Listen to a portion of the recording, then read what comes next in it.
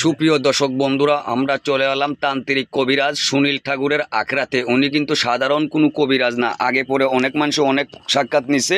ওনার নাম শুনে রাজশাহী থেকে আমরা চলে এলাম ওনার একটা মনে করেন সাক্ষাৎ নিতে। মনে করেন অনেক মানুষে মনে করেন যে মনে করেন আমাদের কাছে বলছে দাদা খুব ভালো কবিরাজ, কমেন্টে মনে করেন যে বলছে, এই জন্যে মনে করেন সরাসরি চলে এলাম। আদাব দাদা। নমস্কার, আদাব। আপনি ভালো আছেন? জি, ভগবানের আশীর্বাদ। আপনি কি কোনো কাজে আছেন নাকি? জি, আমি একটা কাজে আছি। এই যে মেয়েটার নাম হচ্ছে জান্নাত, আর ছেলেটা তাকে সৌদি আরব রাজু। এই মেয়েটারে বাধ্য করে দেবো। আর ছেলেটা রাজু বাধ্য করবো। ওই মেয়েটা কথাবার্তা বলে না, এই সারা জীবন এই মেয়ে। কাজটা কি দেখানো যাবে? কাজটা কি দেখানো যাবে? দেখতে পারবেন, আপনারা ভয় পাবেন না, আপনারা দেখতে পারবেন, দর্শক শ্রোতা দেখতে। আচ্ছা দেখান, কাজটা একটু দেখান, আমরা দেখি। আমরা ভয় পাবো না, মনে করেন যে দেখি না, মনে করেন আপনি তো আসেনি। আপনারা দেখেন। মা কালী, রক্ষা কালী, দেবতা কালী, সুশান কালী, নম নম শান্তি, ধুম নম নম শান্তি। মা কালী, আলীর শক্তি, কালীর শক্তি, মা ফাতেমার শক্তি, আমায় করো দান 100 উস্তাদের শক্তি, তেল পড়া পানি ফোলা নবীজির চরণ। দেখ মা কালী, এই রাজুর প্রতি মেয়েটা জান্নাত বাধ্য হয়ে যা। রাজুর প্রতি মেয়েটা বাধ্য হয়ে যা। 2 দিনের ভিতরে বাধ্য হয়ে যা। 2 দিন জান্নাত বাধ্য হয়ে যা রাজুর প্রতি। 2 দিনের ভিতরে বাধ্য হয়ে যা।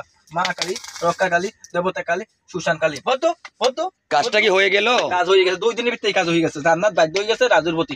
ছেলেটা থেকে মালয়েশিয়া, আর মেয়েটা থেকে বাইরে। আচ্ছা, আপনি কি কি রোগের কাজ করেন? আমি কাজ করি প্রেম ভালোবাসা ব্যর্থতা, স্বামী স্ত্রী অমিল, বাচ্চা কাচ্চা হয় না, নিঃসন্তান, কপিল। প্রেম ভালোবাসা ব্যর্থতা, স্বামী স্ত্রী অমিল, বাচ্চা কাচ্চা হয় না, নিঃসন্তান, কপিল দেব বাধ্য করা, আরো ইত্যাদিতে যে কোনো সমস্যা ইত্যাদিতে কাজ করি আমি। আচ্ছা, উনি কাজ করে প্রেম ভালোবাসা ব্যর্থতা, স্বামী স্ত্রীর অমিল, সংসারে অশান্তি, মনে করেন বিদেশ যাত্রা বাধা, মনে করেন যে জায়গা জমিন নিয়ে পাওনা টাকা আদা, এইসব রোগের কাজ করে। আরো বিভিন্ন জিনিসের বিভিন্ন রোগের কাজ করে।